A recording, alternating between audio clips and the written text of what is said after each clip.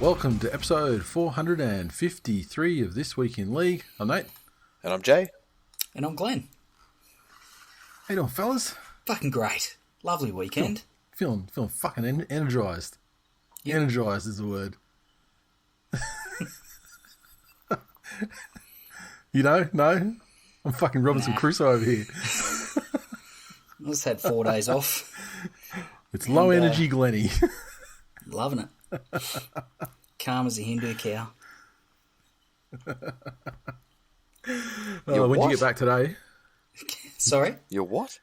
I'm calm as a Hindu cow. Haven't heard that one. No. Got back about lunchtime. I've never seen a stressed cow. Like, you should cow... see one that's having its nuts cut off, or is it about to have its fucking throat cut? Yeah, man. Yeah, but are they stressed? That's though? what I'm saying. I mean... I've seen them going in to get the fucking nail gun of doom. And they don't give a shit.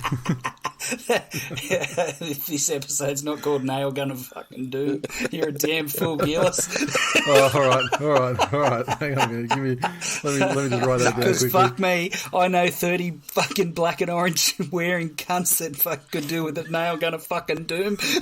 Just a production line, fucking right through the fucking skull. Well, you probably wouldn't go 30. You'd probably go 25. There's probably a couple that you'd spare, right? Oh, I'm just like I'd appreciate it if you spared Kelma Tuolangi. Nah, he's the first to go. If I can't enjoy him, no one can.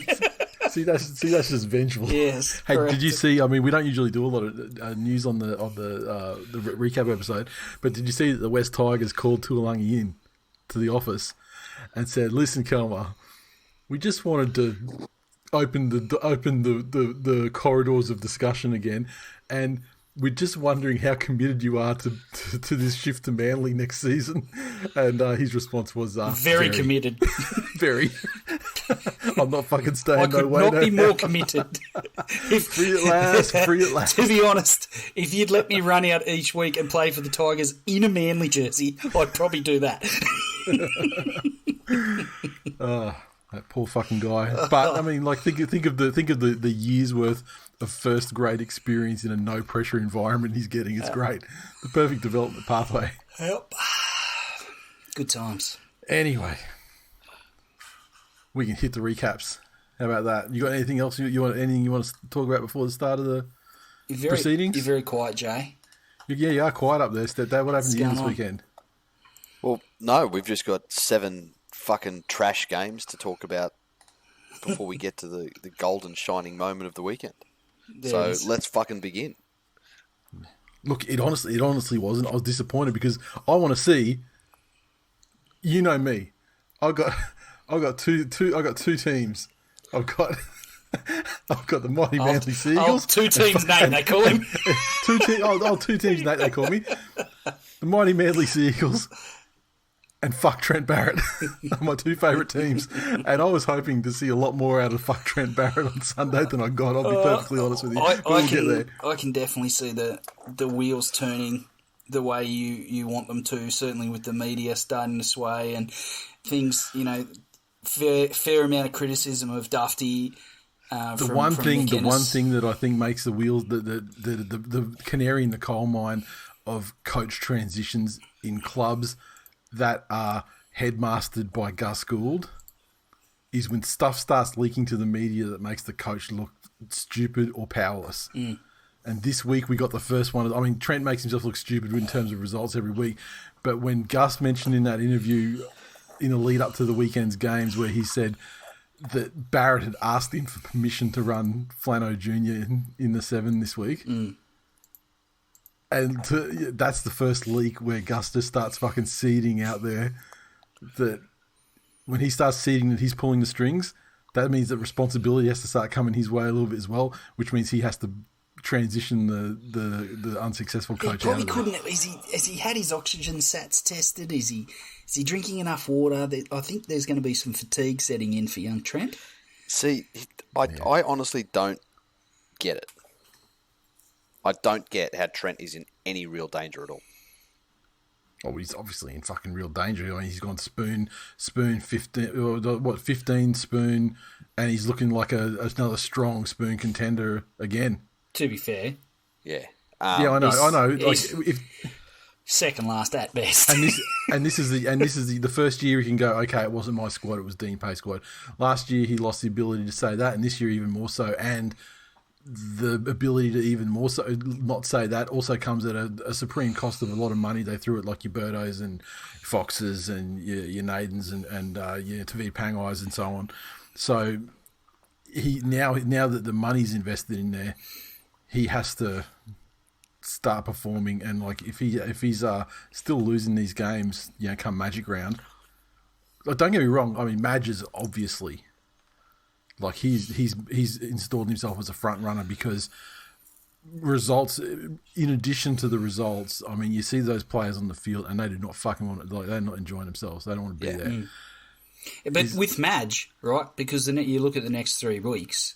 Yep. For him, it's like the nail gun of doom is about 800 metres away, and it's just progressing really slowly, and he's tied to a post, so he knows that is coming. But it's just not coming as quickly as he might like. The Dogs' big recruitment drive doesn't actually finish and kick in till next year. Yeah, but there's still no halfback. What do they get? They get Kikau and Marnie. They get Kikau and Marnie. I presume they're going to have to move Fox to fullback to justify the fullback money he's receiving. And like, my God, like, why would you put fucking Dufty in there? Yeah, that's it. But again, without discussing the fucking intricacies of an absolute fucking shit squad. But I think Gus looks at this and he goes, they're actually playing better football than they did last year. They're not winning more games. They're in games. They're closer. And this is that fucking instant mentality that I think a lot of clubs have of just, new season, must have better position on ladder. Whereas when you're in a position that the Bulldogs are in, they have to take any incremental improvement to get better that's possible. So I don't think Trent is in any material danger. I think the only reason Gus stepped in and said anything about him being involved in Floju is because of all the shit that was in the media about how unfair it was that he was essentially being fed to the Wolves in the same week that there's this potential player swap between Brooks and him. Yeah, and that whole throwing to the Wolves thing was so fucking stupid. Well, and that's it. And did anyone actually ask Flanagan Jr. like surely he wants to play first grade, no matter who the fuck he's playing against. You got to play them all. Yeah, exactly. Some of them twice. And to his credit, fucking we'll talk about this in the game review, but he didn't fucking take a backward step. No. No, he was of the what was it, round 5? So of the 5 halves combinations I've tried this season, this one seemed to have at least somewhat, direction. Anyway, we'll get to that game. I mean, that's the last game. We'll get to it. The first game was on Thursday night. The mighty Manly Seagulls 30 defeat the Newcastle Knights 6 in Newcastle. A paltry fucking crowd. I mean, the conditions weren't great. Don't get me wrong. A crowd of this Newcastle Knights side. I only bring it up because we have big upped that fan base from their attendances through consecutive wooden spoon. The mid was it 15, 16, 17 era where they were absolutely garbage, and those fans stuck by them and attended the games in large amounts and everything. Conditions weren't great, but I mean they got fucking under 10,000. Sorry. Even that credit. To be fair, it's still Newcastle. Even if conditions were great, people still wouldn't want to be there. Was it? Well, no, this is the thing. They support Thursday? Might have been off pension week. Yeah, there you go. So you're saying the pokies would have been bumping. Well, if it was pension week, that's where they all are. But if it wasn't, blame ScoMo. Fuck him. The mighty Manly Seagulls 30 tries to Andrew Davey, he's first in the NRL. Morgan Harper, Carl Lawton, Homoli Olakawatu, and Taniela Paseka. Garrick 4 of 5 conversions and a penalty goal. The Newcastle Knights try to Callum Ponga, conversion to Jake Clifford. So, they can't win without Tommy Turbo, they say. They can't win in Newcastle, they say. They can't win in Duet, they say. And what a treat that they got. Seeing a turboless mighty Manly Warringah Seagulls side go up to Newcastle, or more accurately, New Lambtown, as they produce the wet weather football clinic of the year thus far, and they led that secret ranger fucking Kalaponga to his slaughter. This was an incremental improvement on the things that we've seen since the second half of the round 2 game against the Roosters. Again, Aloye, and to a lesser extent Paseka, and the emphasis on the fucking rocket science of quick play the balls continued to improve this week. And that improvement, coupled with the fucking big brain genius move of fighting to find your feet quicker than the tacklers at marker, it's a fucking simple game. I mean, it's a key to everything. And then that sort of shit allows, the quicker play the ball, allows Jake Turbo to play the pivot as he does, but instead of getting swamped immediately, he can run it forward, draw in some, compress some defenders, and then send it out the back to Daly, who then has time to fucking do what he wants to do. And like in this game, the Knights would do what, did what they had been trained to do, and rushed up on the edges trying to cut off the spread, and which means that Daly and I think Lawton and Dylan Walker all saw that, played that, kicked behind where their guys are running at full pace on the ball, and and the Newcastle Knights were rushing up so quickly they couldn't stop the kicks for tries. So again, Daly's superb kicking game, yielding tries, almost tries, set restarts. Valuable field position in the wet, and like low skidding, long and short kicks. The adaptation that Desi's made by increasing involvement for Carl Lawton and Dylan Walker, playing like a sort of rotating lock and hooker role, is paying off, because both of those guys, get the ball at dummy half in good ball positions or at first receiver, and they just play. They seem to have a license to play what they see, and they just, and they're just setting up tries with kicks, or Walker going short to Davey for his first NRL try. Improved game for Morgan Harper. I'm still not back on him, but there are very few scenarios, but there are scenarios where like a loose and niggly style of play works in the matchup. And in this game, he took care of Bradman best, but most importantly, and this was for the entire game, not just Morgan Harper, just before half-time, Ponga took a kick like about 10 metres out from his line or whatever at the end of a set, and Harper sort of picked him up and dragged him sideways and dumped him and gave him the business, and he carried it on for too long, conceded a penalty. Fast forward a couple of minutes and the Knights have a set and they're attacking, 10 metres out. Ponga gets the ball and Harper rushes up again, wraps him, smashes him, dumps him on the ground, gives him the business again, which then injured Ponga. He conceded a penalty for it, but Ponga was absolutely bullied out of the game at that point, and the Knights, the rest of the team responded and also sort of went into their shells as well. And then a couple of minutes later, Ponga went off with, for an HIA or whatever, and he was never back to, his best, whatever that is, in the entire game.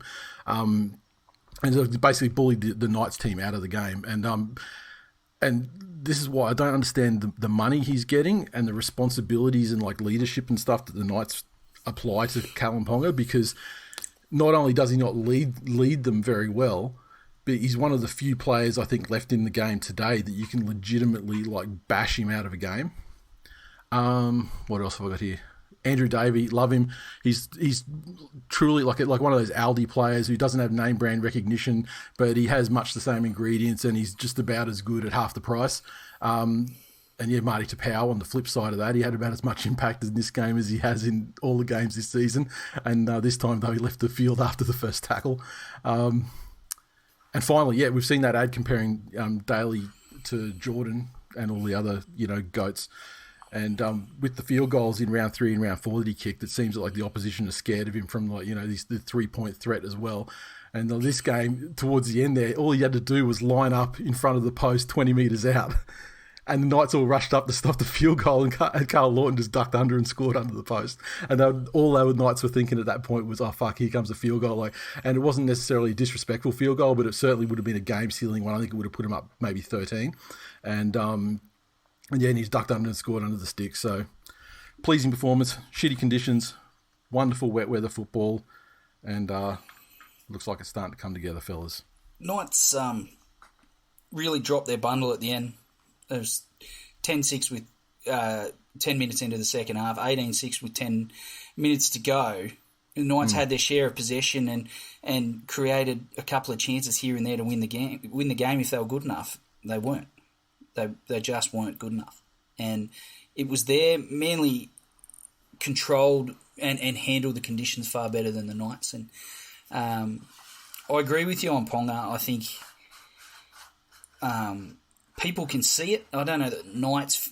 There's some Knights fans can see it, others don't want to see it, and the media most certainly does not want to see it.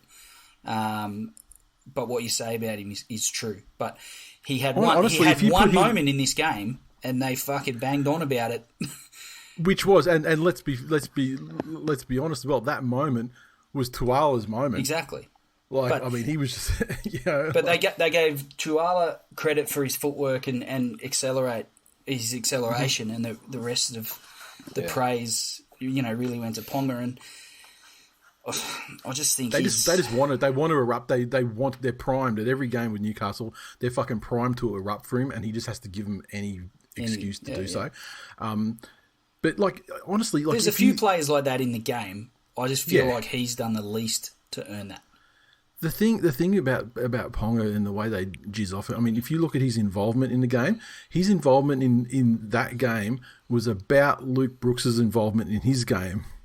But Luke Brooks is like, oh my God, he is fucking, what's he doing? He's got to get involved. He's not getting his hand on the ball, blah, blah, blah, blah. Yeah. Whereas Ponga, it's just like, nah, we'll just keep talking. We'll keep talking him up. There's some sensibility to it, It makes sense for the media. Again, let's fucking all sit and remind ourselves about who owns what in this country and what the success of rugby league means for the media, both in terms of communal ownership for most of it and, for fucking stock for the clickbait mongrels out there. They just need the hype for the young kids, and that's what it's aimed at. Unfortunately, no one draws the line. It's fucking great that all the kids want to do a sidestep and scream out Ponga when they're playing in the backyard. Well, at the moment, now they can just stand over on the side, not touch the ball, any backyard game, and scream out Ponga. Exactly. Put some headgear on. But at some stage, get bashed and cry and go off for an HIA. Okay, tell me. I'm doing air quotes in this audio medium. How was it in Brisbane when Anthony Milford was on $1 million and every other player knew that? And he was putting in that level of effort. It's fucking destructive for a team. Yeah. We've taken a long time to say Newcastle was shit at handling, and Manly won fucking in spite of having the most expensive rugby league player in the history of the sport, and thus the worst value rugby league player in the history of the sport. Fucking also that player kicking to fucking the one person on his team that's proven that he's fucking allergic to catching balls. And look, to be honest, that play was actually on. It just wasn't executed. No, very well. It wasn't though.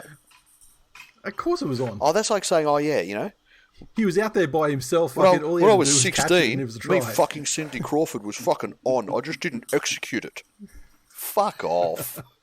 Well, no, because I wasn't on the same field as Cindy Crawford at any stage. I was on the same earth. That's how fucking unexecuted that was. Pretty big fucking field. Also, I will say by the end of his career, or the end of his time at Manly, he will not be the most expensive player because I know how much he's on for his renewal, his extension, and let me tell you, it is most definitely the extension of someone who wants to win a comp and is trying to help the side make room to fucking buy the pieces that they need. Is he going to Melbourne? And he will cement his legacy as one of the greatest clubmen the game's ever seen. Because he's a fucking worse option than Jerome Hughes at the moment. How's he trying to get to Melbourne? Why would he want to go to fucking Melbourne? You said he's going to win a comp. Yeah, and it's going to be next 2 to 3 years. It's going to be either Melbourne or Penrith, and we've got Cleary, so we're fucking sweet as. Next 2 to 3 years. Does he want to be another O'Sullivan for us? No. No, he does. He wants an honorary ring, the most expensive honorary ring in history. O'Sullivan's not getting an honorary ring. What are you talking about? He is. He'll come on and play 14. Of course he's fucking not. Bullshit. Yeah, well, grand final. You're gonna go into a grand final and you're not gonna fucking run Mitch Kenny instead just because you want to give fucking Sean O'Sullivan an honorary ring. An honorary ring would be naming him 18th man. Yeah, I guess you're and then right. And then minting him a ring at that point. Fuck yeah, like, give him a ring. You know, like if you're on the field, even if you're on the bench, you know you still get a ring and it's still valuable and it's still worth the fucking win. Fuck yeah. So no, the idea would be making him 18 or putting him in the squad of like 24 or whatever for grand final week, and then giving all those cunts rings. But no, it's tremendous, absolute fucking king, looking like he's going to have one of his greatest seasons. That's great. As he that's great. Gets his Australian caps. That's hilarious because there are players out there that they play rugby league to not win comps. It's great that Daly definitely wants to win a comp. That's awesome. That's fucking sensational. Have your say on whose baboon's ass is redder. Dial 1-800-2004 for Nathan. 1-800-2005 for Jay. This is mate. 1-800 numbers are toll-free numbers. You want to go like the fucking the 1-3 or 1-900 or whatever that the ones where we get 55 cents every time someone votes. 0055 motherfuckers. That's where it's at. That's taking it back in 1992. That's right. Charging $98 a minute. I honestly don't. To hear someone breathe into a phone like I do into my mic. Apparently, shut the fuck up, cunt. Some 75-year-old's phone rings for the first time in 30 years. But when pension day comes around, they're getting like fucking $6,000 a week. Oh God, Ryan.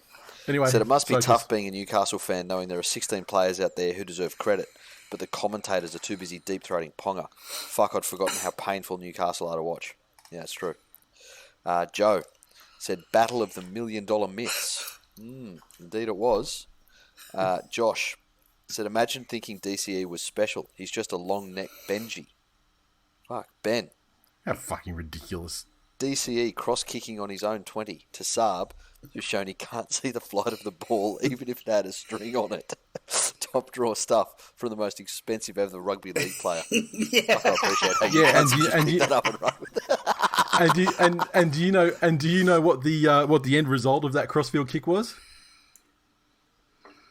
What? Manly got a penalty almost immediately after on the attack and scored themselves a match-winning try for something else unrelated to that. There are people out there playing the 4D chess, and there are people who are fucking reading the Facebook comments and ejaculating over them. Oh, we'll see. We know which one you are. We'll see what happens. You've just proven it. See what happens when you play a top 5 team. Nights were until we fucking put them down. There you go, Liam. As a man, it's that simple. Look at the fucking table week to week and just take your hand off your agenda for 5 seconds and actually watch. That's all we have time for. I do. This Thursday night in league. As a Manly fan living in Newey going to the game, I want to point out 2 observations. Ponga's body language is horrific. If the slightest thing goes wrong, his shoulders hit the turf and he looks like a child who dropped his Bubble Bill. Would be hard to like as a teammate. Yeah.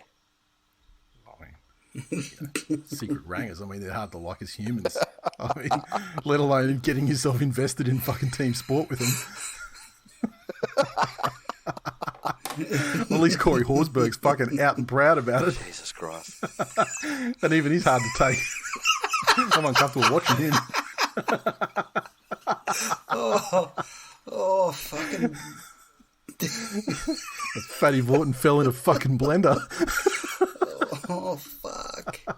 Can we please move on to the next game? Is that it for the socials? Yeah, that's it.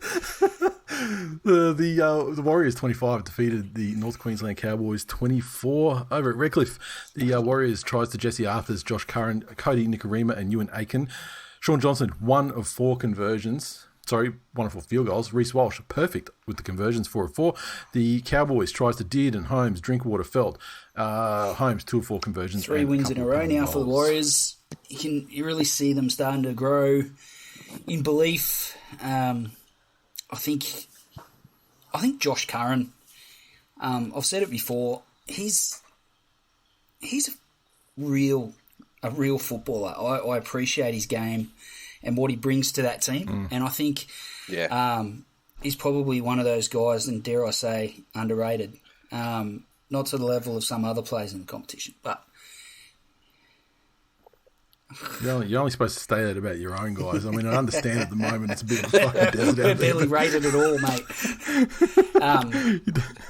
But yeah, he's a real leader in that side, and you can see his teammates definitely get around him. I thought the Warriors had to fight for this one. The Cowboys were in control in parts and had a healthy lead at 18-6 just before half-time. The Warriors just were doing enough just to keep with them and keep it close. And Johnson, with the moment, iced it in Golden Point. And I think his comments after the game, about what it meant to be back with the club and have, that sort of opportunity to win a game with the Warriors again, and makes it all the more bizarre that he and the club fell out in the first place to the level that they did. But I think he had to know.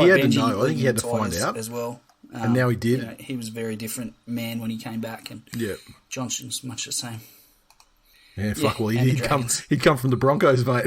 It's amazing. He went and experienced that fucking cesspool of a fucking fan base and come back to the Tigers. Do you think Sean Johnson's really had the same sort of impact leaving that Benji has? Because, I mean, you got to remember, Benji at the Dragons was Tigers Benji. Yeah, it was only when he went to the Tigers Broncos. Benji, and it was when... Yeah, it was when he right. nearly didn't go anywhere. When he went to test his value, and the Dragons said, that's fine then, we're withdrawing our offer. Yeah. And there was no other interest. He went, oh... Yeah, and Sean did parachute into a rich deal with the Sharks, and over a number of years, and could quite easily put down his performances there. And rightfully so. There was injury, there was coaching upheaval. There was never really a lot of settled time. I don't actually recall what the falling out and why it all fell apart the first time around at the Warriors, but he was certainly a favourite son there for the most part. I think it was just that they were based in New Zealand. Probably less of an issue for someone that's actually from New Zealand than it is for you. I would know. Well, why? How does it hurt me that New Zealand seems to hurt you because you bring it up a lot. That's why. That's why he wanted out. it's true. It's like the Melbourne of the sea. Oh, fucking hell. But this game, I thought that it was actually totally squandered by the Cowboys with just poor tackling on the goal line. Yeah. Like, the tries in the first half that the Warriors scored, and then that one to tie it at 18 were fucking diabolical. Like, the misses were fucking diabolical. And, it felt like the Cowboys, when they were scoring, they were constructing good fucking tries. And through great play. But the Warriors would just once they got down into that sort of red zone, the Warriors were just being given the tries. Yeah. And then that last play, I think it was Nanai at marker, and he sprinted from marker to try and put pressure on Sean Johnson. But, he was so easily balked. He wasn't even stepped. He just sort of, Sean Johnson sort of balked first, and then he bit. Yeah. And then he sort of ran around and kicked that, the ugly-looking field goal. But, fucking hell, just defensive garbage from the Cowboys after because their attack looked pretty good. And they scored some good tries. But, fuck, they just let in some soft ones. Yeah. Jordan said, Scott Bongwater isn't in our best 17, but Chad is. Todd could honestly be a politician if he sells that to the big bosses up there. Oof.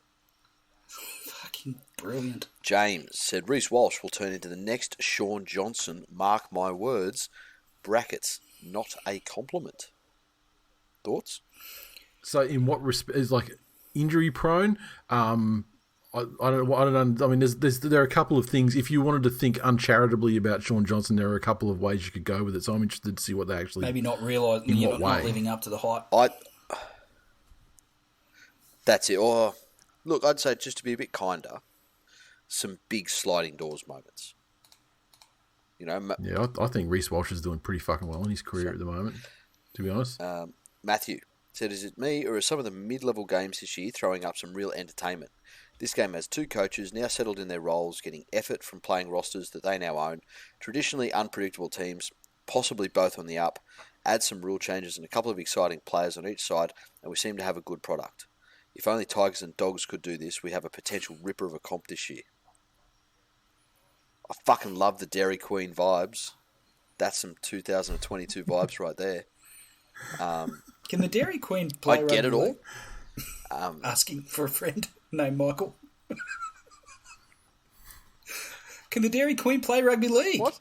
Fucking bring a bit of positivity to the Tigers. The Dairy Queen, it's a shop. Just kidding. It's not a person. How do you know? Glennie. Shops can't play. Neither can the Tigers. They probably do it better than the They can't get their Tigers. contracts registered. Trot 17 shops out there. Imagine that. Come out and instead of an offer, they just drop a shop on the goal line. Oh. And then forevermore the whole park the bus fucking terminology has changed to drop the shop. Fucking take your pick for episode titles. Drop the shop. When it gets tough and the West Tigers have got to get into that grind, and when they drop the shop, there's just no way through. Unfortunately, the shops they're dropping at the moment offences. look much like the many of the shops in Aids, abandoned. The shops they're dropping at the moment are like Blashes Blockbuster Video from like fucking 1990. Oh fuck! Whatever the Syrian version of 7-Eleven is. Oh fuck! Oh, fuck. I think you were into socials, weren't you? I was. I lost where we were from Matthew said, "Boys, would love your thoughts on draw versus Golden Point this week." We haven't visited on that in a while. No, and I don't think my thoughts on it will ever change. I love some fucking field goal roulette chaos at the end of a game, and if there's a shit game that somehow finds itself tied at the end of 80 minutes, that last 5 minutes and then the Golden Point period of time, there's like 10 minutes of frantic game that you can actually go enjoy. If it's like, if it's like, one of those games, like for example, the Tigers versus the Titans the other week. The only thing I would change in the rules, though, if anything, in Gold Point, would maybe be, and like it's not really a 1-for-1 thing that you can really compare, but they've just changed the rules in the NFL for the way they handle extra time, and the way it was in the NFL was, if you like both teams had to have a chance to have the ball, but if you scored a field goal on your turn, then the other team could go and get a field goal, and then it's next score wins after that point. Or you score a field goal, they score a touchdown. Obviously they win. But the rule, the way it was in the NFL was, if you scored you got the ball first and you scored a touchdown first, that was game. So now they've changed that because there were a couple of extra time games in the playoffs this season. Isn't that still the rule? So from everything you've said, if you score a touchdown first, even if they've scored a field goal, you still win. No, if you get the ball first and you score on a touchdown, then you win, and they don't get a chance to reply. Yeah. But they've changed it now because of some extra time games in the. So hang on. So season. Now, if you get the ball and you score a touchdown, what happens? They get the chance. They get the chance to respond now. Okay. Yeah, they get one chance, like basically one set to come back. Obviously, the way that the NFL works is, you don't have a set. You can keep renewing that set all the way down to the field and get yourself into position. So it doesn't quite. Tell you what, I know he was on the halftime show, but did Eminem fucking love that? How many times did his fucking one chance music get fucking played? So with league, that would be the one thing. If I was going to change anything, I'd want to give the team the right of reply. Like you get like you can try and tie it up. That works. And then anyone scores after that, then it's fine, because it is like a situation if a team receives the kickoff, which is interesting. So I think in gridiron, who gets the ball after you score? The team that scored kicks. They kick it away, yeah. So here's the difference, though, in league. It would be not necessarily a disadvantage, but you could potentially let a field goal in, go down and kick one. Yep. But how does that work then in league? See, it's already too much trouble. Yeah. Keep it the way it is. But yeah, I don't have a problem with field goal-a-thons and frantic football at the end of a tied game. No. I would also be, and again, I'm not heavily in one camp or the other, I would also be okay with the good old, during the regular season, 80 minutes is it. Yep. But then in elimination games or finals, Golden Point. or extra time, and as you suggested. Yeah, and I don't have an issue with that either. The only thing is, why does someone like, I'm talking about the commenter here, like why do you want a draw? Because it's not gonna stop the frantic field goal. It's that thing. It's just because people are going to still be trying that up to the 80-minute mark. Yeah, and again, this is that thing. There's one school of thought that says, well, what if you've played amazing football, so is your opposition for 80 minutes, and then you have you Ben Hunt it right in front of the sticks. Yep. Then the counter to that is, well, that's sport. Yeah, and then there's another in the NHL, for example, if you get a win, in the competition standings, you get a win, you get 3 points on the ladder. Yep. If you lose in overtime, you get a point.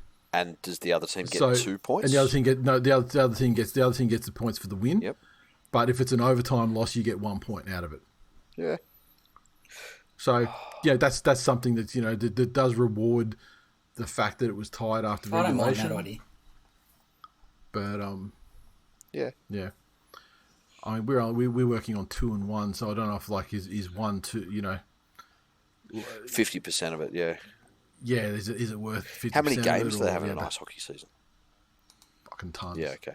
That's the other thing. Yeah, like tons, quadruple. Yeah, so it's not. It's more so that the amount of points they give as a percentage of total points available in the season would be much lower. Correct. So. However, the incidence of overtime wins and losses is probably much higher though proportionally. Yeah. Although I just say that because that's just an anecdotal thing, that I feel is the case. I don't actually have any numbers to back that up in front of me. Yeah, nice. Okay, on to the next one. Good discussion. Okay, the Sydney Roosters 24 defeated the Brisbane Broncos 20 at Suncorp Stadium. The Roosters 24 came through tries to Sam Walker, Satili Tupanua, and a double to Joey Manu. Sam Walker, 3 conversions, Momirovski 1. Broncos 20 came over a hat-trick to Corey Oates. Katoni Staggs with the other one. Reynolds 2 of 4 Broncos conversions. up 10-0 at half-time, and the Roosters blew a few chances in this game, but they still never really looked rattled. I feel like that. Did I hear one of the commentators say during the first half that the Broncos, I think, when leading at half-time, I think it was like 8-0 against the Roosters. I didn't hear that. When leading at half-time. So so that's a combo breaker for this game. I think they sort of settled and controlled possession in the second half and wore the Broncos down and eventually obviously took the lead. But for the Roosters, Joey Manu, again, with a strong game and still showing zero hesitation into solid contact. His second try in particular, he went looking for the contact in order to muscle his way. There's a couple of players, and we've spoken about Ponga. I think Dane Laurie's got a touch of it as well. And they're not the only 2 players in the NRL that haven't had their face smashed in that could learn a thing or two from that guy. How the fuck are you a Dane Laurie hater already? Fucking accurate observer. Oh, well, that wasn't love. Observation. That was not love. Fuck, he ran like a steam train when he had a Penrith jersey on. Yeah, into the passenger seat of a car. He ran like a steam to train. hang out of. He ran like a steam train until like fucking 2 weeks ago on this show. He ran like Ben Lord. Alexander was driving him. Tony Staggs had a couple of moments in this game where he sort of lived up to some of the hype, and the try that he scored was fucking impressive solo effort. I still think that the Broncos did themselves a disservice by not getting enough ball, and it's a common theme for them, unfortunately. They actually had 52% of the possession and completed at 83%. Yeah, I think ultimately the thing that kept the Broncos in the game and flattered them on the scoreline was the presence of a former West Tiger in Kevin Nagama, who got an absolute bath from Corey Oates, who put a hat-trick onto him. The Roosters are at that stage where they're not Storm-esque enough that they can afford to bring a Nagama in. He's still going to be a good fucking step down from what they're used to. Would you say that in that position that they saw a decline in total performance? I would say it was the opposite of an incline, correct. Katoni Stay is still, what I said like a week or two ago, his passing and like finishing on tries that he's not scoring himself is still fucking awful. Like bombed a try with a forward pass early on in the game, but he gave an absolute fucking bath to Momirovski in this game. And Momirovski is not a bad defender. No. And he fucking absolutely he thrun through him, as they say on the Gold Coast. Some uncharacteristic handling, and by energy I mean cuntiness. Like if you look back, was it when they played Souths and they just had a first half of fucking errors after errors after errors? They did themselves no fucking favours here. But what you got to admire about the Roosters is they don't go into a shell. And exactly as you said, Glennie, they never look rattled. Like that try that Tupanua scored in the 76th, that was a carbon copy of the play they ran for him earlier that he dropped the ball on. Did he just drop it? Yeah. Carbon copy. And so they don't go, oh, well, fuck, that didn't work. So sides like the Tigers would never go back to that play. No, we know that works. Yeah, that's it. That's it. So, would they have that play in Arsenal in the first place? It's a try-scoring play, Glennie. I already kicked them. I don't understand why you had to just go, look, Glennie's kicked him. I need to fucking take a 5-step run up. I don't feel you... Look... Yeah. Look, I'm happy to let you punish him, but if I can sense that you're holding back... then I'm going to have to fucking step in and deliver the proper whack, all right? Now, I will give some credit to the Broncos, though. When the Roosters were leading 12-10 early in the second half, or about 20 to go, I think it was, like they looked like they were fucking well on top. But the Broncos they got a lead back after that point as well. That's it. And so they stayed in it for the whole time. And, but yeah, Corey Oates... still got it, the old man. I'm a Corey Oates fan. I don't see, and I hear a lot of Broncos fans talking him down. He's been on the outer for a while. That's a funny thing with Corey Oates. It comes from the Broncos fans though, which is fucking weird. Yeah, because it's not coming from other team. Like the three of us going, "Oh, hey, Corey Oates, he's fucking shit. What's he still doing there?" It's come from their own guys. I mean, Corey Oates is still doing it. Like, I mean, sure, he's not fast but he's still got that. Put a kick up, and he's still a threat. And this is the thing, though. He's finally got he had until he got injured, a number 7 that understands. Oh, you're fucking tall as shit. I'm going to kick it to you. Yeah. Where's that been for the Broncos? Why is that a hard thing? Milford and why is that a hard thing to pick up on? That guy's taller than the rest of us. I would suggest that so much game plan these days is based on risk reward. And the risk of getting that crossfield kick wrong is a 7-tackle set. Yep. And so it's for exactly the same reason you've seen a decline in the number of grubbers put through, is that teams don't want to risk either a mark in goal by the opposition or it going over dead in goal and giving away 7 tackles. And I think that we'll see this season, I think we'll see it start to come back because... while a 7-tackle set is a punishment, a 7-tackle set with the threat of 6 again when people are on the back foot and everything is far worse. Yeah. I think you can actually control a 7-tackle set in 2022. Yeah, that's it. No, I agree. What do we got on the socials? Kevin said, the more I see of Billy, the more I realise Glenn was right. The odd things he gets right does not make up for the abysmal shit that can happen around him. I don't know if he's talking about Kevy or Glenn there. Sorry, Billy or Glenn. What the fuck is wrong with you? I mean, now you say it. Like as you read that straight off, I was like, why is he fucking on Glenny? But then you realise, obviously, he's talking about Billy Walters. Really don't understand why the fuck I keep Chris. doing this. Chris said Corey Oates channeling Darius with his defensive Manu's try. Yes. Joe said Sam Walker, the halfback Queensland need. I know when you say Joe, I know who you're talking about. That's my old buddy Agenda Joe. Your little fucking mini me. Dressed up in his little fucking Jordans. Fuck yeah. Stylish ass kid. Matt. Doing this one. The youngest stepchild has gone to the school photos, and she's come back and she's gone, guess what? And her mum's gone, oh, what? She goes, I did exactly what the boys told me to do in my photo today. Now she's in prep, never had like proper class photos before. Yeah. And they didn't she's not putting the finger up or anything. She started gang signs or something? Have you guys seen the TikTok lip bite? No. So they bite the bottom lip and they put their hands like this and they just go. Essentially, Google any social media image of Brian To'o. And that's what she looks like in her fucking class photo. Well, I mean, this is good. This is it's kind of the only year she can get away with it, right? Exactly. Because, exactly. It's only going to get stricter from here on in.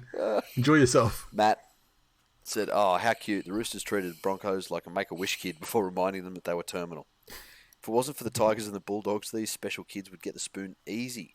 Rough go for real dad. Both his teams are shit. Maybe he should get on the Lions. Not sure what traction they have in the MI, though. These fucking guys. Fuck, man. We would have you know. I think the Broncos aren't necessarily the third worst team or in the same ballpark as those other two you mentioned. No. Shane said, Martin reminds me of when Dylan Walker was at Souths and just winning games single-handedly from centre. What a machine. Yeah, he's... If you just talk outside backs, and I know that throws in a lot of fucking fantastic players, is he top 5? Yeah, and this year I think he's the form centre. That's what I'm saying. 100% he's a Yeah. form centre. Like that is no fucking contest. Make it a bit tougher and throw in fullbacks, which is apples and oranges before fucking everyone runs at me. But who's having a better season as an outside back? Yeah, it's tough, eh? For whatever reason, be it injury, be it down on form. Yeah, I legit cannot I can't think of anyone. He's fucking full beast mode this year. David said Broncos played the best 40 minutes they've put up in a decade. The Roosters put up the closest to average performance for the last decade. Yeah, that's true. Lachlan finished it off and he said, Glenn, would you say in your professional opinion the Broncos are digging themselves deeper or scooping themselves deeper? It's definitely digging. Fucking scoop is a fucking layman and fucking rookie term. Jesus fucking Christ. Yeah, you say that, and I said this to stepdad on the membersode last night.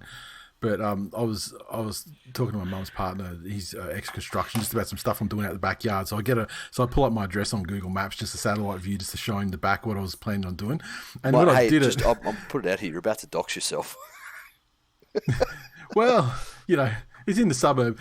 When I pull up the area, nearest, like in the general vicinity of the Google map of my house, over the next way. There, how they have like overlays of business names and stuff on certain places, and this is like people who work from home and that, obviously, because this is in a very residential area. It's not like in a business area, and there's a place there that was called like Digger Mate Excavations or something like that. I'm like, so mate, I'm telling you, even the MI know. Like, if you want to continue your position in the MI, you need to get with the fucking lingo of the MI, I lad. bought some parts from a place. I feel like Digger today. Digga. Oh, it's just like. Did you have to choke down the vomit while you were fucking filling that invoice in? This is like that episode of Community where they find out the girl says bagel.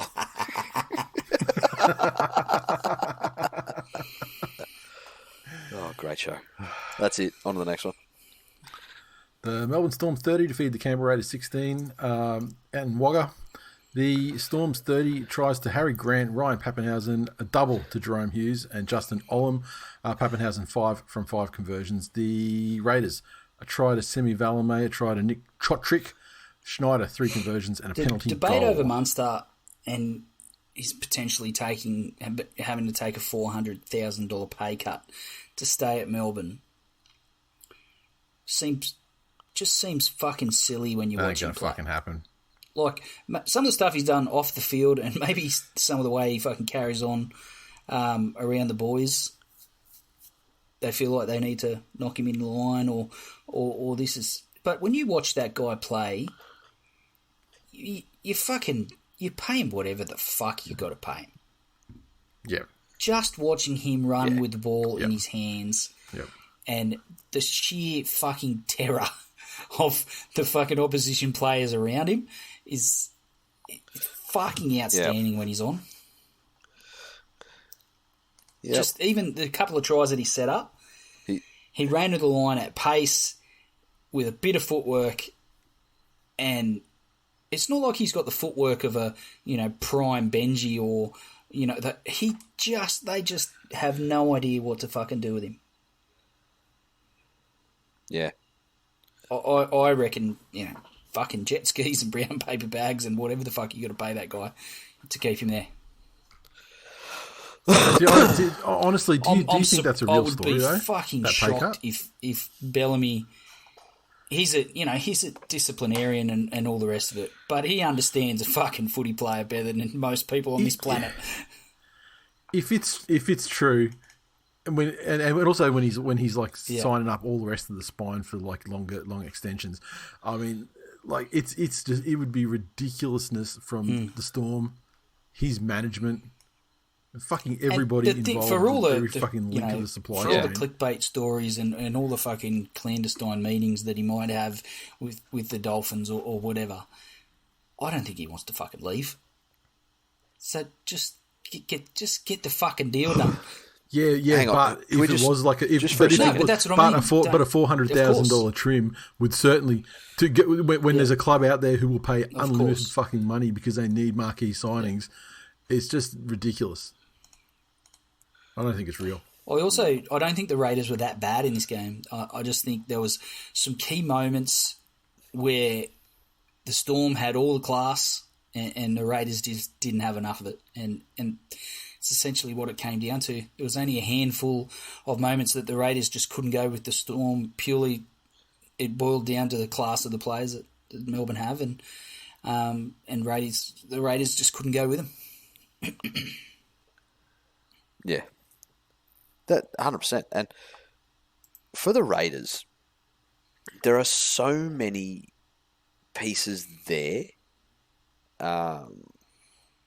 But you get stuff like, and again, I know that the last review we're talking risk versus reward, right? When Jack Whiten kicks a grubber, I would love to see the instances on it going dead versus it not going dead. As in, you think he kicks most dead? Because most, and I'm confident saying I tend to agree with you. Most, and you look at any half, there'll be some of them that put it on the boot and you can see it. They know as soon as it fucking goes off the boot. Yeah. They're like, fuck. He kicks it like a second row has made a break and doesn't know what to do and looks fucking stunned when it careens off the back fucking fence. And every single time they had it, if they'd have had another set of 6, built some pressure on Melbourne aren't this uncrackable defence that they used to be. What they are, though, is a footy team that just take every fucking opportunity. And Jerome Hughes is playing out of his fucking skin this year. Like, he was good. Like, and there's no denying he was always a quality footballer. But this year, he just seems to have gone to another level. And I don't know if that comes down to his own self-belief growing or whether Bellamy, the extra responsibility or but it just feels like... Because he's not doing or displaying any real new talents. Like, all of the stuff he's doing is stuff we know that we've seen him do, right? But the timing and the way that he injects those talents into the game at precisely the fucking right moment, and just the decisions that he makes, and that, you know, the footwork and fucking. And to me, that's a scary player.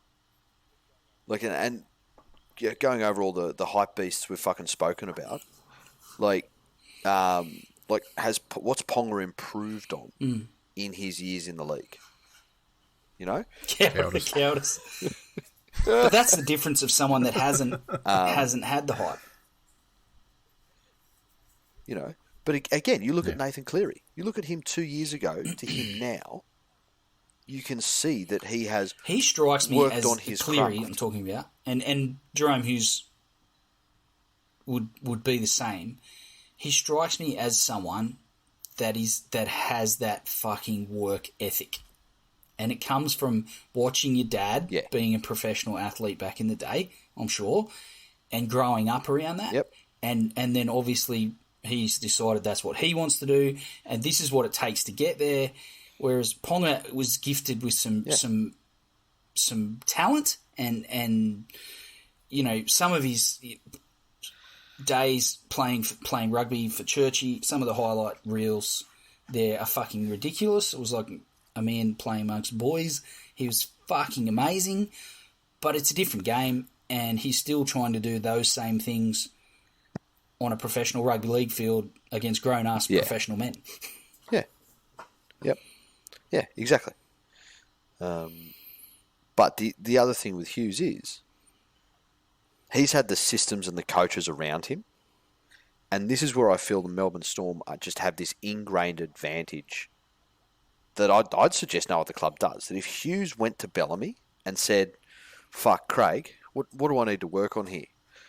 And Craig's gone, "Well, you need to work on fucking, you know, ABC. You need to work on your decision making at the line on fifth tackle. Difference between being 5 metres out, 10 metres out, and 15 metres out." Oh, yeah, okay, fuck yeah, how do we do that? No worries at all. I'll organise a fucking 2 hours of drills every day for you. And they would set up fucking drills for him to simulate those situations. It's the same thing. Like, it's a stupid question, and I say it so fucking often. How many clubs play under the train under the sprinklers? You know, this was years ago as well, but the Storm would have wet weather training sessions every week. They would run till they were fatigued, and then they would play with the fucking sprinklers going. That's next level. So Hughes is that fucking best combination of that work ethic in an environment that rewards and also demands work ethic. And the expectation of them as a club, if you're going to play there and play first grade consistently, I would imagine that level of work ethic is expected, if not demanded. But he's an early contender for the Isaiah Yeo medal of the most underrated player. How is Isaiah Yeo still underrated if he has a medal? if he's doling out medals to underrated players. Well, because he's not even the front runner for his own fucking medal. That's how underrated he is. It's got his fucking name on it. Oh, love it. Socials. Do some socials. Mitch said Canberra are bad at football. Dead set, playing like a pack of uncoached children. Yeah, true. Troy said Raiders need a massive clean out. Wow. Absolute muppets. And John Marnus. Love the work you're doing on your island up there. He said, Raiders, poor ball handling. Enough said. Welcome to the group.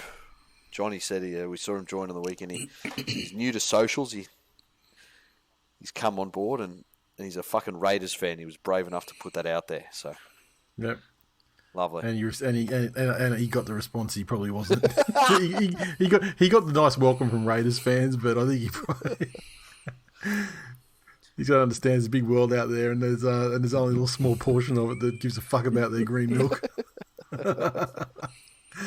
Right, the South Sydney Rabbitohs 24 defeated the Dragons 12. The Rabbits 24 came through tries to Latrell Mitchell, Kalamatangi, Campbell Graham, and Milne. Tuffy 3 of 3 conversions and a penalty goal. The Dragons 12 tries to Mbai and Jaden Sewer. Lomax a conversion, Jack Bird Big a story, conversion. obviously. Latrell, hamstring, 8 weeks. Yep, 8 weeks they say. Yeah. Fuck. Very Not much innocuous in at it. the time. You know, I'm wondering if it didn't happen when he went down, and it was when he sort of stepped forward and he had to actually push up against the weight of the guy, the guy at marker who was sort of Obviously, laying I on him. don't. Yeah, fuck. Losing Mitchell might not have cost the Rabbitohs this game, but 8 weeks, you would imagine the lack of his presence in that side could potentially cost them a few games in that time. No, Glenn. It will cost them exactly no games because he was absent from the grand final and they lost, and he was present versus Panthers a Are little they while going to ago, and play they got Penrith absolutely 8 fucking times in the anal. next 8 so weeks? Latrell cunt? being there, only in their fucking nightmares. But my point is, Latrell being in that side makes no difference to it winning football games from my statistical analysis. Oh, I've also done an analysis. You are the biggest cunt in this group. I swear to God, I swear to God, if we recorded that fucking diatribe, just then, and you read it back at him, he would fuck your ass so hard about your abuse of fucking statistics and fucking mathematics that you would not fucking sit straight or shit straight for a week. Fuck. I don't even know where we go from here. The Dragons competed for 50 minutes in this game. I think they lacked the talent to create the chances that they needed to against a solid Bunnies side, even without Mitchell. Sadly, the pick of that talent was fit and healthy and sitting in the stands. It's fucking continually stuns me that you're just not running. You're not running the kid. Just fucking put the cunt on the field, and he's going to make his mistakes. Yep. But if he's not a better option at fullback, and I don't think Mbai was bad, but if Sloane's not a better option at fullback, for fuck's sake. But this is fucking Griffin ball all over, and I'd almost feel for Dragons fans because they are a fucking pack of cunts. But, like, who was that guy at Penrith that ruptured his bowel and never played again? Fuck, if only we had a Penrith fan. Anyway, and you know, like I'm sure a great guy and career cut short tragically, but a bit of a plotter, but was one of Griffin's favourites because he always trained hard. You know, but it's not even that sort of Tim Brown. Yeah. Well, ironic that his bowel ruptured me. Fucking never miss a beat. Do you reckon there's a fucking like irony support group and it's just like him and Rosie Batty? Oh wow. Back to Brownie's bowel. Yeah, and you know, stuff like, well, you know, okay, well, he's obviously not the fucking best option we have in this position, but because he had the best efforts at training, you know, or maybe wasn't mucking around with the boys so much, he got the run, and stuff like putting Cartwright at 6. You know, fullback is a fucking specialist position. And to his credit, Moses Mbai is the sort of guy who you feel will go out and just do any job he's given. He would, yep, coach, no worries at all. And he would get out there and he would try his fucking guts out in whatever position that would be. But fullback is a specialist position. And he was fucking put to the wolves. You know? I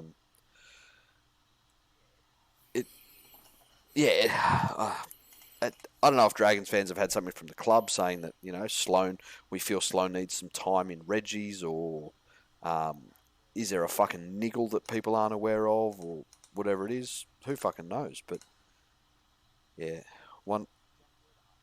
fuck me. Is Jack Bird a half? No, not in my opinion. No. Yeah, so he's a lock. Yeah. And he's played a lot of his career at 6 and fucking in the centres, so what the fuck do I know? Yeah.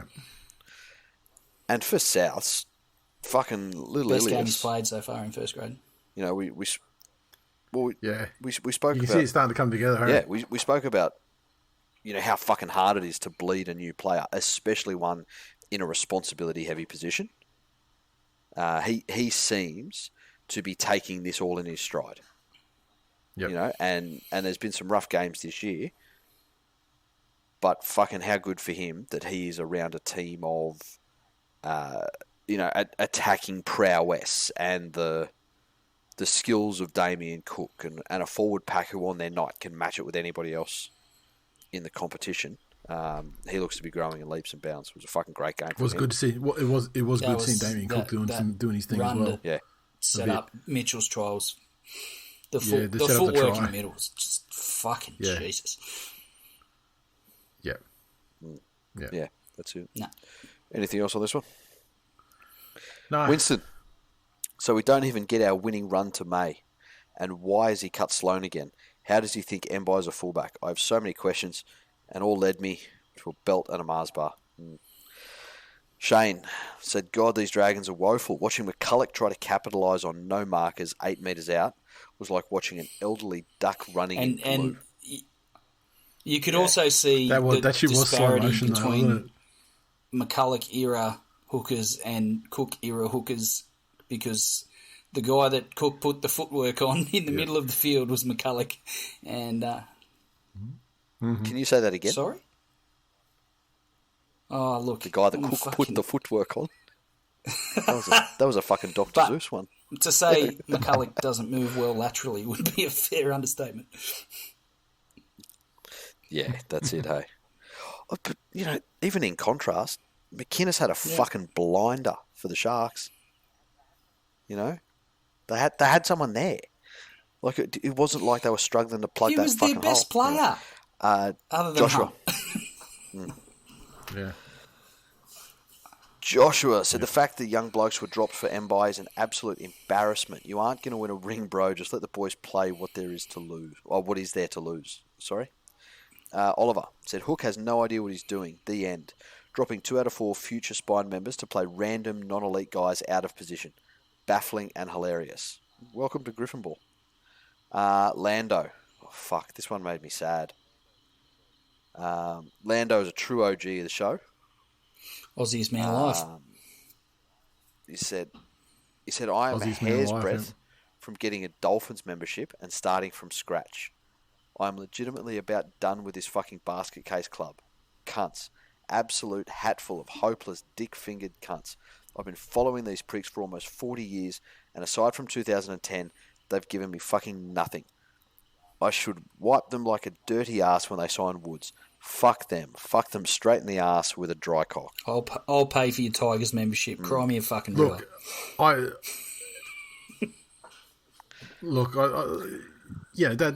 kind of thing is heartbreaking from someone that you know to be an entrenched fan of a team. But might I suggest that? I mean, I would not fucking dare try to understand the mind of a Dragons fan, but I do think that I have seen some of them have success with buying expensive prostitutes and eating out their pussies. So maybe also cheap ones. Yeah.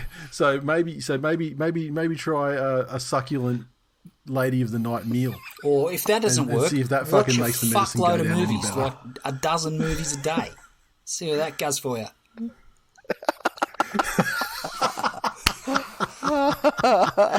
I was so proud of my kids and all they've achieved, and then I realised I just watched 14 Macaulay Culkin movies at once.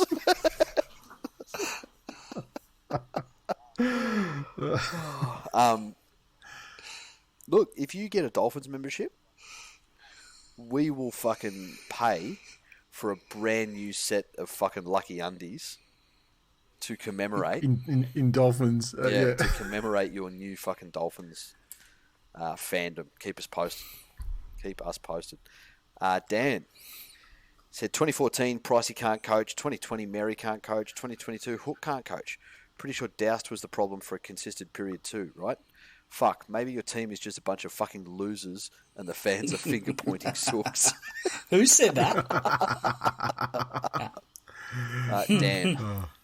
Dan. Get him. Fucking get him. Yes. Daniel said, worst coach team in the NRL. I finally understand Griffin Ball. Now fuck him off. Yeah, it's not fucking pretty, hey? That's it. Right. Move on to Saturday night. The Parramatta Eels 26 defeat the Gold Coast Titans 20. The Eels double to Gutho. Simonson, Madison, Dylan Brown also with tries. Moses 3 conversions from 5 attempts. Titans tries to Sami, Clark, Fafita and Mazu. And 2 of 4 conversions to Toby Sexton. Parramatta seem to be in that place where they're doing everything they did last year with just a little bit more precision and a little bit more pace. And I think these days, with the way the game is, especially based around rule changes like 6 again, precision and pace are essential qualities to going deep into the postseason. And like you look at Mitchell's try, Moses' try, right? That fucking super duper razzle dazzle, throw shit around, flick passes. The only reason that ends up as highlight reels is because the execution is good enough for everybody else being around to take advantage of it. You know, and if you look at the teams that win premierships, they've all got plays like that in the highlight reels of that year, where if there wasn't just so many fucking jerseys backing up in support, then that never comes off. It dies with the tackle, the pass never gets even attempted, or, you know, there's a flick and it goes to ground. But Parramatta are moving in numbers, they're confusing defenders, and they've got multiple options on either side of the field that cause fucking headaches. So they are building fucking nicely and haven't let the win against Melbourne go to their head. Would have been very fucking easy for them to come out after taking the Storm down and doing it well and getting a little bit big for their boots. They probably still have some defensive lapses. Again, you know, that's the flip side. Yeah. They can lapse in defence horribly, and let in try like the David Fafita try was a great example where he gets a dummy half and just fucking runs for the beelines for the corner. But the Mazu one as well was a similar sort of thing as well, where like just all it was big bodies throwing themselves close to the line at the defence and getting over the top of them easily. Yeah. So maybe it's like I wonder if they're in that space where it's early in the season. They seem to have their attack kind of dialed in a bit now. I mean, a couple of weeks ago it wasn't. And then perhaps the defence is the next thing they'll focus in, but also maybe they put it all into these games against like your Melbournes and the Titans are a team. Maybe that's they beat them a month ago. They're not one of the teams. They're not one of the top teams in the competition either. Right. And so maybe they're not as dialed in mentally for these games as they are for the big games. It's a dangerous trap that they could potentially fall into. They score points at will, and it's impressive, as you said, Jay, the way they push up with the ball, and that speaks to the culture that they've built and the enthusiasm around the club. You know, guys want to be up and have that energy level to play that kind of footy. But if there's a knock from my perspective, I think they struggle to dig in when the tide turns, and it showed in this game. In this case, it was Paulo's sin binning, and I just think they lacked a bit of resilience, and the Titans came at them and Para wilted in patches, and when things weren't going their way, and it was probably only a couple of plays away from the Titans potentially getting the job done, and they were nowhere near the better side. So I think Dylan Brown's try was a massive moment and probably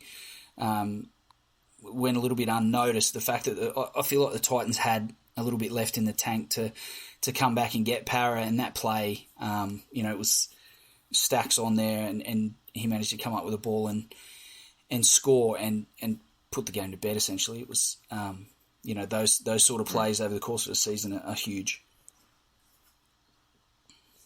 Yeah. Oh, so the other thing is that captain's challenge shit that the Titans pulled. Yeah. Look, at the end of the day, the captain's challenge is there. It's not there to catch everything and allow you to catch everything that slips by. If there's a breaking play, a stoppage, I should say, then you can challenge. And if there's not a stoppage, then tough shit. It's not a catch-all. It's meant to allow you to call the video on everything that happens on the fucking field, and then to actually commit a professional foul to stop the clock. I've got to give him credit. I mean, like it's fucking quick thinking and a smart way to do it, but it shouldn't have been rewarded the way it was. You know what I mean? Can I just ask, what is it that makes a professional foul?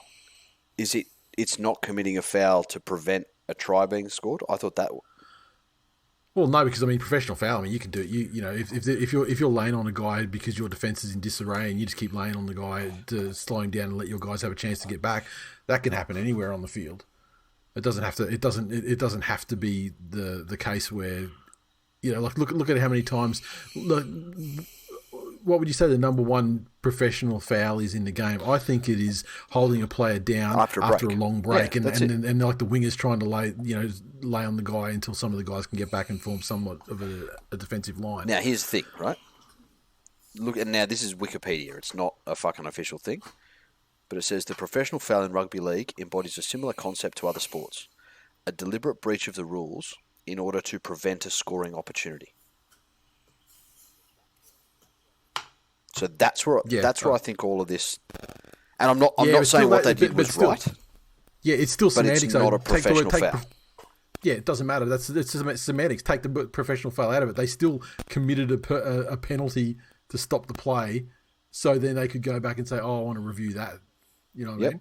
That's what like that, and that shouldn't be rewarded. If there's a stoppage in the play, then you have the opportunity to challenge as the captain. Great. Now here's the thing. To manufacture a stoppage, they have exploited a loophole through committing a foul. 100%. They've exploited a loophole. I agree, it's not the spirit of the game, and I fucking hate that shit. Yeah, I fucking hate that shit. But I hate fucking sloppy rules even more.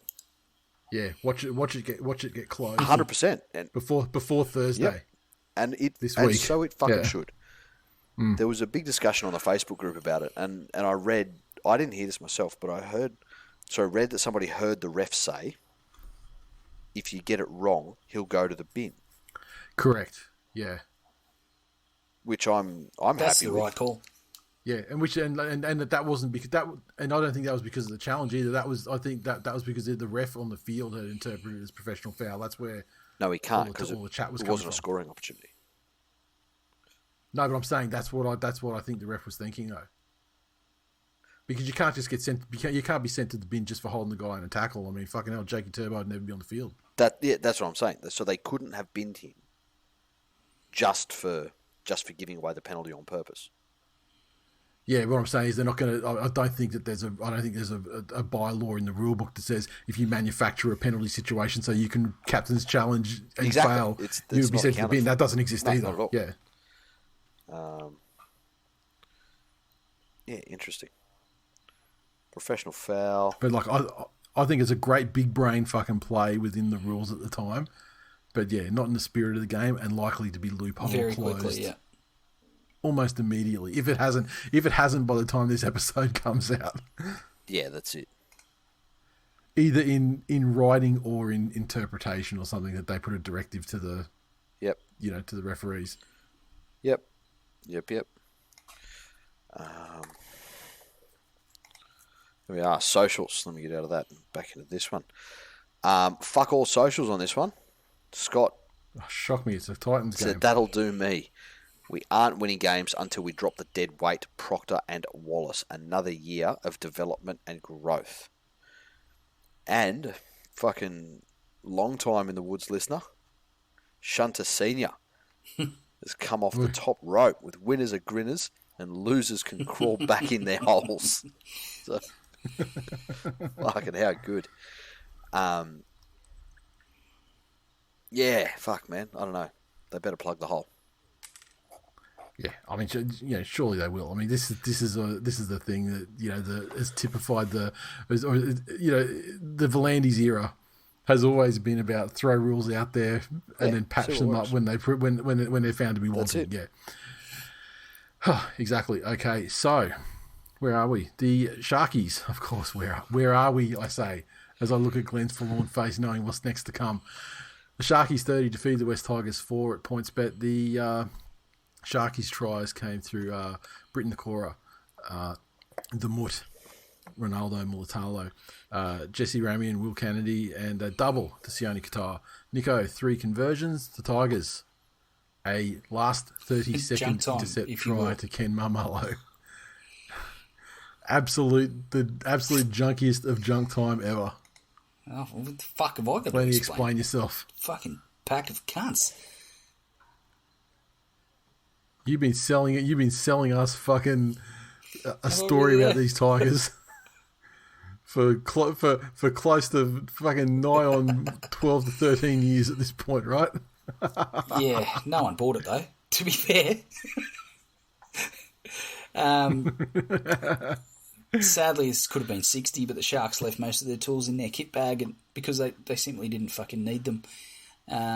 They scored at will. They controlled the game. They never got out of third gear.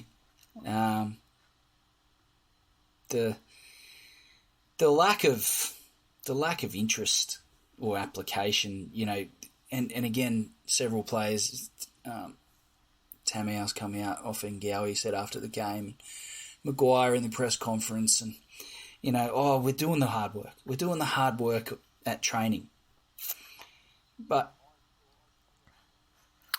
I saw that play, and I have to give credit. I think it was Butsy on Twitter where he put a gif up there or a short video of a passage of play where a kick went into the in-goal area. Tigers' kick goes into the in-goal area. I think it was Mulatalo scooped it up, ran past a bunch of players, including fucking Offengawe, who stood about 3 metres over the try line waiting for him to come to him instead of trying to pin him in his own in goal. No, he, for that to guy be to fair, fucking start he preaching about doing himself the work. He said, we're doing the hard yards at training, we're just not putting it on the field. And he said, it includes me as well. I'm saying it's the whole team. But, well, that's my point. But are you, though? At some point, you've got to be accountable for your level of professionalism to your job. And these guys are professionals and paid accordingly. And, the lack of interest and lack of application or energy to get out there and perform to any sort of level was non-existent, which is fucking sad. The only sadder thing really is the fact that plenty of fools like myself, have done and will continue to travel. Fucking last round of last year was a 6-hour round trip to watch them get done 38-0, and I'm sure that won't be the last time I travel several hours to watch them play and pay money to go to games, no matter how bad they're going, only to watch the players not give a fuck. It's fucking soul destroying. Yeah, and that was like Cronulla. Cronulla were far from good. If they'd have played almost any other team in the competition, then this would have been. They wouldn't have played definitely like that, a close game. They more wouldn't than have played likely like a that loss if for it the was Sharks. any other team in the competition. Oh, I know, but I'm saying, but it's not even like when Penrith played Newcastle and they clocked off, but were still there to win the game when it needed to be won. Cronulla were poor, like they were really fucking poor. Just looking over, like some of those stats that determine how much you give away. They completed at 70%. You show me another team that completes at 70%, puts 30 points on, and only lets in 4.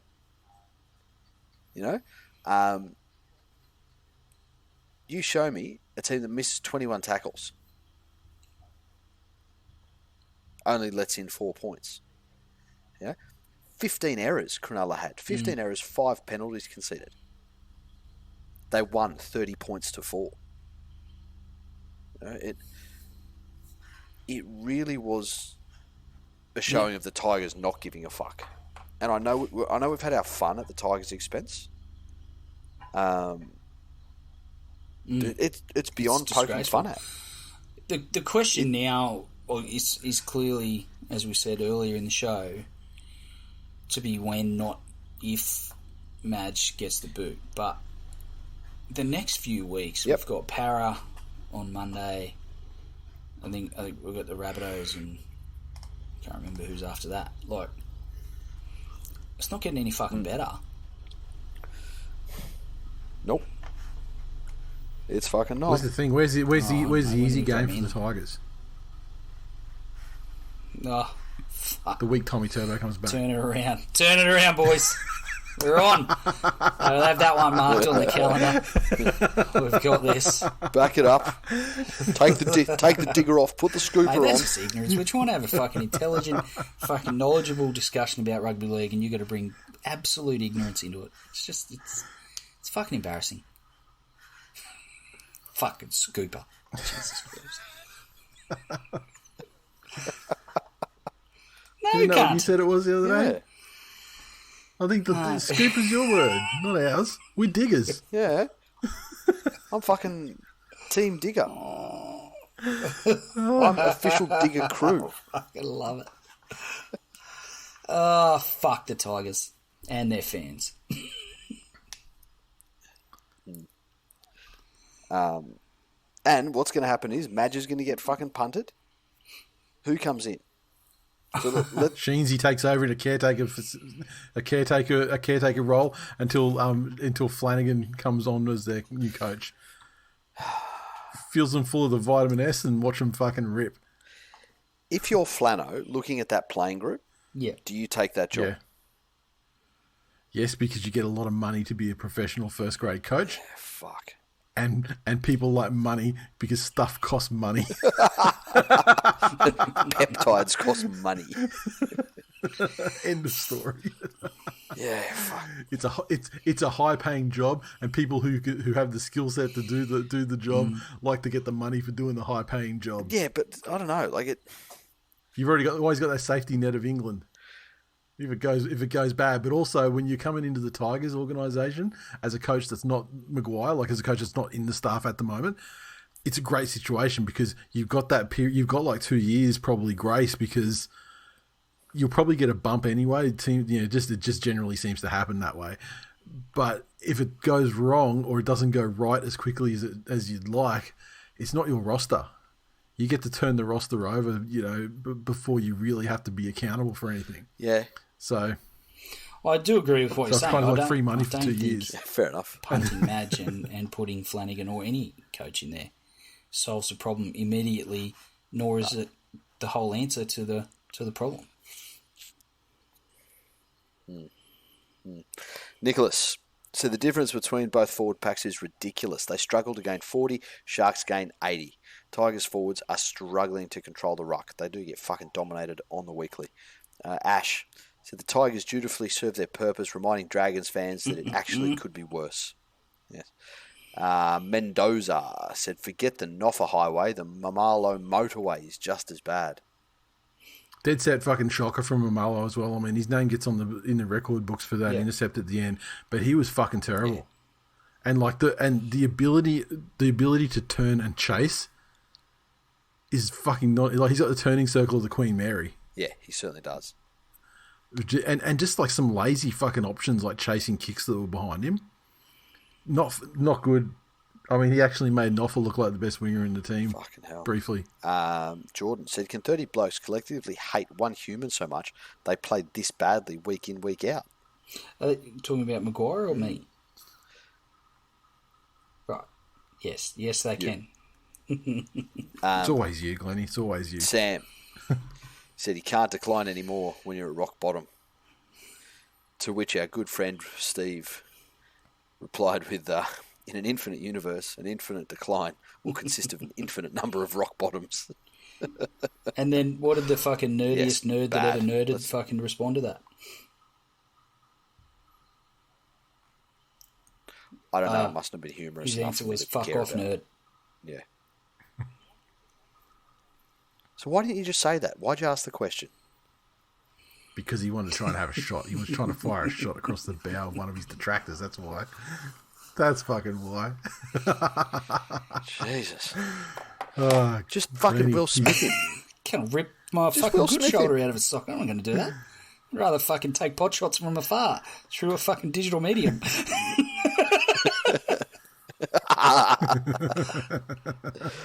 Fucking oath. Oh, can I move on? Can. Oh, great. Finally, the Panthers 32 defeated the Bulldogs 12. Panthers tries to Talon May, Dylan Edwards, Liam Martin, Spencer Lemieux, Mitch Kenny, Cleary 5 conversions and a penalty goal. The Bulldogs 12 tries to Tavita Pangai Jr. and Joe Stimson, and Kyle Flanagan 2 of 2 conversions. Did you see the way when Fox made that break and then he had to pass it to Stimson? 1-2, and 1-2, 1-2. The way he was trailing Stimson on the inside, hoping he'd get that fucking pass to get off the dark egg. Oh, it was hilarious because you know that's what he was doing. Yeah. The fucking look in his eyes. I loved it. Exactly the script. Exactly the fucking script. Penrith went out, did what they needed to do correctly. Dominated the important aspects of the game, put points on, put pressure on. The Bulldogs, and this is the thing with why I don't get a lot of the Barrett getting fired talk. Objectively, they are playing better football this year than they were last year. And I think if there's anyone that's going to buy that, well, incremental improvements aren't necessarily reflected in the exact number of points in the competition, is Gus. I think Gus is more about Team Gus and what makes Team Gus look like 100%, look better. 100%. But and the second that the second that he decides that Barrett is not conducive to that goal, it doesn't matter about incremental improvements. Another coach can make them improve more incrementally, in a more favourable media light. Yeah, I get it.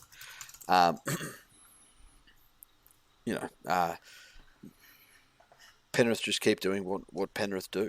They're dealing with the large number of outs that they still have. Cleary and Luai are fantastic at either taking opportunity or relinquishing it to the other when required. Edwards continues his fucking vein of best fullback in the competition. Dare I say it, the history of rugby league. In fact, there is talk at the moment that at the end of the year, the awards will just be changed to the Dilly E's. I'm just going to hang up now. It's this match review that provides context to all of his catchphrases, and then you go back and apply that context to everything he said beforehand, and you realise what a massive load of fucking shit. This is like the fucking key that unlocks everything else. This is the book Nicolas Cage has been searching for the whole movie. I haven't seen that movie either. There's a lot of them. Just that one, Glennie. Yeah. I tell you, we're missing Moses more than I thought. And while Eisenhuth is a suitable replacement, he gets in and he does his job. He's fucking closer to Woods than any good prop for my liking. Just in how he fucking runs, and he does that fucking stupid get to the line and turn around and try and fucking crab walk backwards. I much prefer that Fisher-Harris-Leota 1-2 punch of just run straight in, onto your knees, onto your feet, play the ball. And I think that's much more effective in this game. Api Coruscant had an absolute fucking blinder. And you guys talk about Damien Cook before, and it was fantastic to see him up and running again. But pound for pound at the moment, if you're picking the New South Wales team, Api Coruscant is a better choice for hooker for New South Wales. Simply based on what's the predominant role of a hooker? Like providing service from dummy half and taking opportunities when that's it. When they present themselves. That's it. And having the vision to know which way to send it from dummy half. Exactly. You look at Api Coruscant and some of the fucking passes he was throwing, and he does it most weeks. But for your team to be beaten down one side of the field pretty fucking thoroughly and then one pass from dummy half more than centres things up beautifully and opens up both sides of the field for you and allows you to spread the ball early and make 30 metres, 40 metres on one play. Do they have a replacement That sort of for shit's him invaluable. after this season? Or is there someone... Mitch Kenny will be the guy? It's going to be Mitch Kenny. Mitch Kenny will... And Mitch Kenny doesn't have that in his bag yet. Yet. But what you can hope is that Appy instills in him a little bit of, well, fucking, learn your craft. Learn your fucking craft while everyone else is doing this. Like the guy that kicks goals, he'll be there kicking goals after training. Why aren't you there practicing your service after everybody's gone? Because that's your part of the game. Fucking textbook defender, and at his size, that's no fucking small statement. But just the service he provides, and knowing exactly where to send it. This is backed up, and he's also made to look very good by the fact that Penrith run both options for him most of the time. You see a lot of teams, and they just fucking telegraph which way the ball's going to come from the dummy half, because only one side of the field starts moving. They're like, oh, yeah, fuck, it's going that way. Whereas Penrith will run both options for him to give him options to allow him to play what he sees. Cleary's return continues to be fantastic. Fucking poor Dufty. Fucking poor Dufty. Fucking Dufty. He fucking made his bed. Man, my 2022 vibes, I just want to fucking buy him some Dairy Queen and sit down. It was one of those nights where he'd fucked up so poorly, he'd made some poor reads in defence, and he'd made some fucking lazy plays trying to get back, and some tries. He made about 5 metres all game, and that's a fullback who gets like fucking 20 metres at a time, free runs at the end of every set. But then there was that, they've scored the fucking try, and they get the kickoff, and he fumbles it over the dead ball line. That was the point. I was like, oh, you poor fuck. I was fucking laughing my ass off at that shit. But this is the thing, you want to take him to Dairy Queen, but I mean, you think you're being all fucking nice and everything, but what would actually happen is you'd get him his little fucking ice cream and he'd drop it, and then you'd be standing there going, you dropped your ice cream. That's how it would fucking end. No, I'd teach him an important life lesson. I'd say, Matthew, I can bring you to the Dairy Queen, but what you do at the Dairy Queen once I bring you here is up to you. Also... Yeah, that's not very easy. Also, be the master Matthew, of your own Dairy Queen. You've signed a ridiculously fucking overpriced contract with the fucking Dogs. Slip up to the counter and get yourself another ice cream.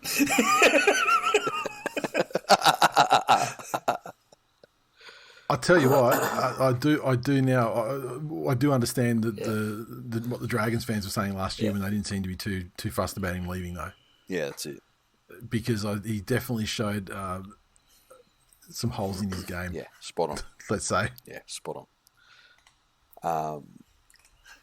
Nope. Anything else you want to say on that one? Nah.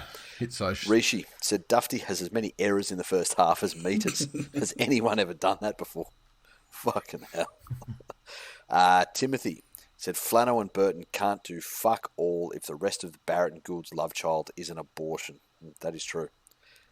Joe said this Penrith team is so good you could significantly downgrade Cleary with DCE and they'd still be premiership favourites.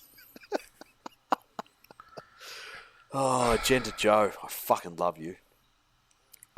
Early bolter for fucking MVC, most valuable contributor. Yeah, I mean that's an award that has to be fucking voted on, I'm afraid. Yeah. Well, I'm voting for it, so he's got one vote more than everyone else. So he's an early bolter. By very definition, he is. I dare say there's probably 2 votes against out of the small sample size of 3. You don't get to vote against. You have to vote for somebody. Stop being so negative.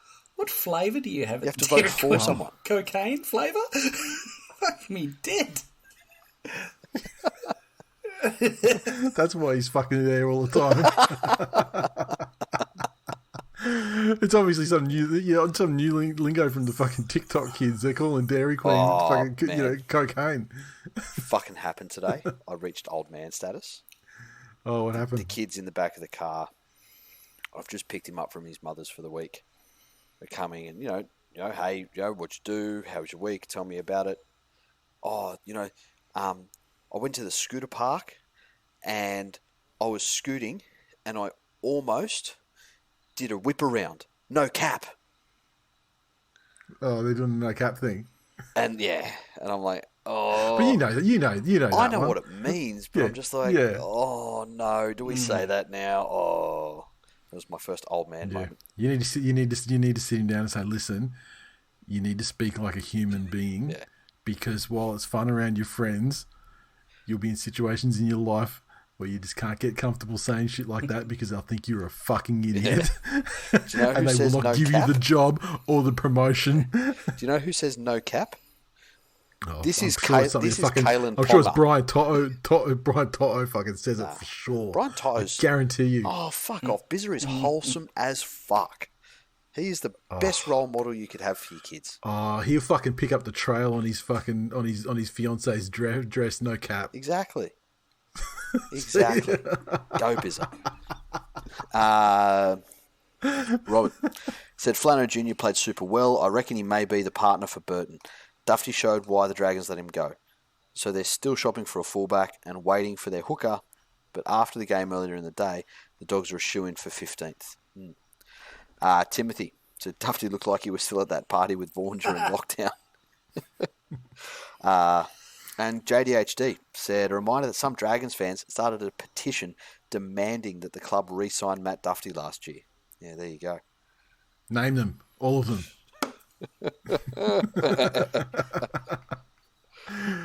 Undefeated after 5 rounds. How fucking good. Yeah, you must be feeling all full of that fucking Henny Penny and fucking Penfolds wine right now, because that's the only thing, the only people who would celebrate that fucking achievement. No, they're playing fucking well. They are. Keep your fucking negative vibes over there. No cap. You go down and get your fucking sherbet cone at Dairy Queen. No cap. Can I have one of your special Dairy Queens? And by that I mean a bag. Can I get an 8-ball of soft serve, please? That is full time for episode 453. Thanks for listening, everyone. As always, you can get all our links to our socials and more at thisweekinling.com/links. You can find our Patreon at patreon.com/TWiL Come and join the fun. Additional episodes, merch, and more. Now, we had in the group, someone was like, I'd put the membership sort of stuff on the back burner because I was just feeling creatively fucking bankrupt about what to add to the packs. 2 candidates emerged based on what people were saying, and I'm just going to put them out on the show now. There's going to be a game thread for this episode tomorrow, Tuesday, on the Facebook group. All I want to see is if anyone wants to vote on the merch options. You got the choice. It's going to be cap or polo. I wouldn't have thought that people would. Yeah, no cap. Or no cap. That's no cap. Yeah, cap or no cap. Exactly. And do you want a cap? No cap. Because while it's not at any of our traditional suppliers, I have found that the Flex Fit caps, like we did back in the day, very fucking doable. So we can do that, or we can do a new polo with the TWiL Nation. I'm against busting out the same shit, so these will be different to ones that have got come before them. But yeah, I'm happy for you guys to let me know. And I'm not saying it's necessarily the winners, the most votes is going to win, but it'll certainly give me an idea of where people's heads are at and stuff like that, and we can turn it around pretty quickly. There's other merch coming at the moment that we're getting designs done for as we speak, which are almost done. I'll probably be showing the boys something tomorrow on that front, and everyone will have the opportunity to grab those as well. But if you're one of these membership people that want like the physical membership rather than jumping over onto the Patreon or whatever, happy to do it. But get in there and vote on that thread, or send us an email, whatever. tipping. Shit, I should look at tipping. Okay, so Mitch Doyle still on top of the tipping. I'm looking at the top 10 and I'm seeing a remarkable lack of people who got 8 out of 8, which is weird. I got 8 out of 8. I thought it was the easiest round of tipping in the year so far. Yeah, probably that must have been it. So Mitch Doyle, 13, he is on top, tied with Mitch Rich and JBB, Willie Smash, Has, Doohig. That's the top 6 right there, followed by Alpha Ben RL, McTool 75, McDonut 1, and finally H. Firthy in 10th place. So it's invasion of the fucking Mitches in the tipping at the moment. Mitchford 22. Okay, fellas. Grubs. Anything else that you want to Just add basking in a before we wrap this one up? defeated season. Keeping our perfect record intact. Yeah. Look, do you reckon you're going to win one? We've still got to play the Cowboys twice, don't we? We always beat the Cowboys. Yeah. You got the Cowboys in North Queensland up ahead, don't you? Yeah. Well, doesn't that happen this year and you're only playing them once and it's like that? That would be exactly what you need for a hashtag defeated wooden spoon season. I'm not looking forward to the next month of football. All right. If I'm honest with you. Oh. Mate, look on the bright side. Dairy Queen I'll City, have a mate. Fucking nice healthy dose of razor blades. Get the Dairy Queen and the next month. That's fair. Can't be any worse than the last month. Think of it that way. Look at that positivity in the show and a ray of sunshine. And we'll be talking to you fellas again on Wednesday. Love it.